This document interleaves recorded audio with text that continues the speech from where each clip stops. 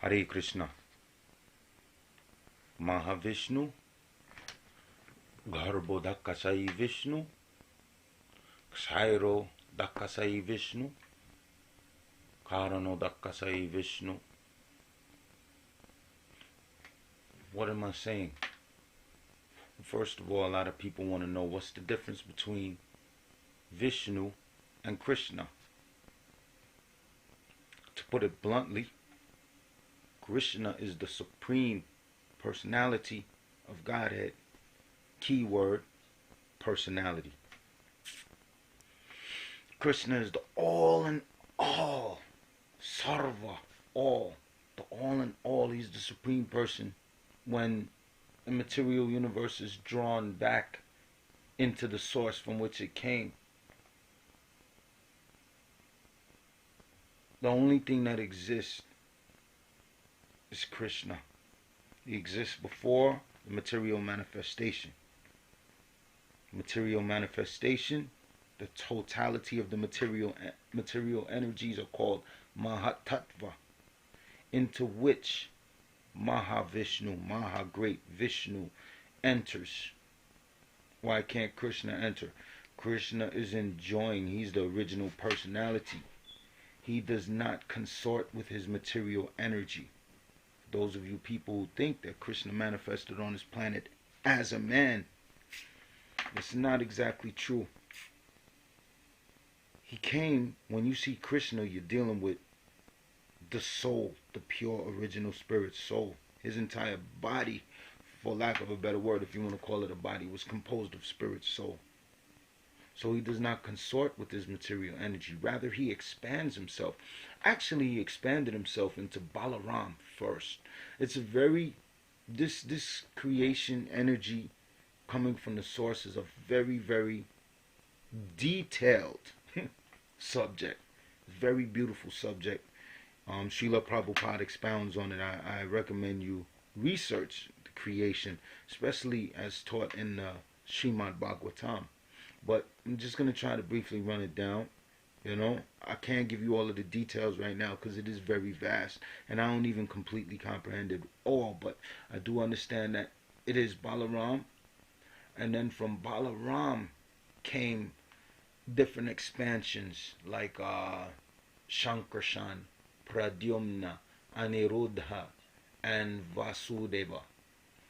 But let's just cut straight to Krishna and then cut down to Vishnu. Vishnu is the maintainer of the material world. So he's here. He's manifest as the king of this world. And he comes down into different oceans. Like you have the Garbo Ocean. From the Garbo Ocean is where the level of Brahma comes out. A lotus flower comes out of the navel of Garbo Vishnu.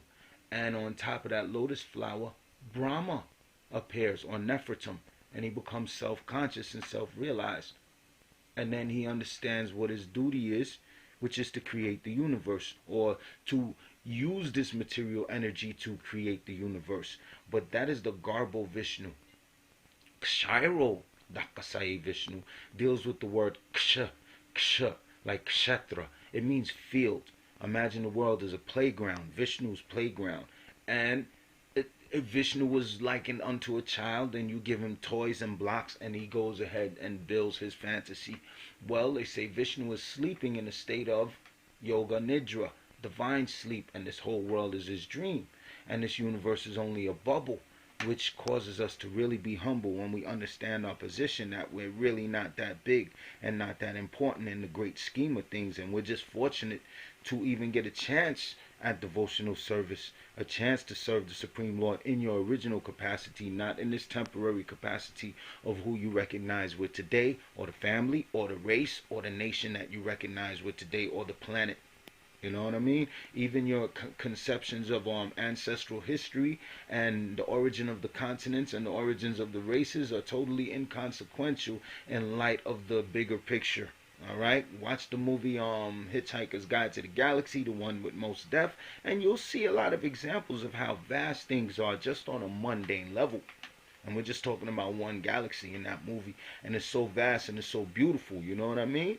So can you imagine what the scriptures are talking about?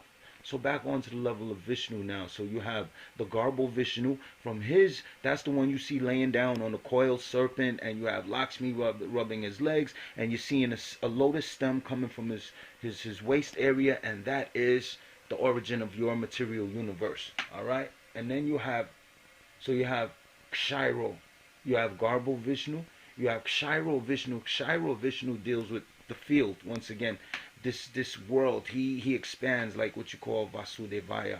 So Vasu is dwelling, Devaya is everywhere. So we have this Ksirodakasyi Vishnu. He expands as Paramatma, the super soul, and he's actually inside your chest in your heart chakra. This is the Ksirodakasyi Vishnu, and he even expands into the center of every atom. So at the center of every atom, the scientists have recognized that there's something called a Vishnu particle, and in attempts to understand this Vishnu particle further, they have invented something called a Large Hadron Collider. Scientists are trying to find God. Don't let nobody fool you. They just want to act like they're atheists. They want to find some mysteries, maybe control something, create some new weapon. I don't know.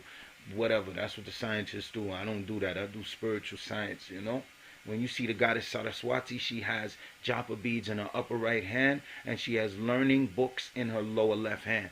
The significance of the right hand being predominant over the left hand and being in an upward position would tell you that spiritual science or japa meditation or spiritual learning is more important than material mundane science. So I don't know how I got here, but long story short, going back to the Vishnus now. So Kshiro, right?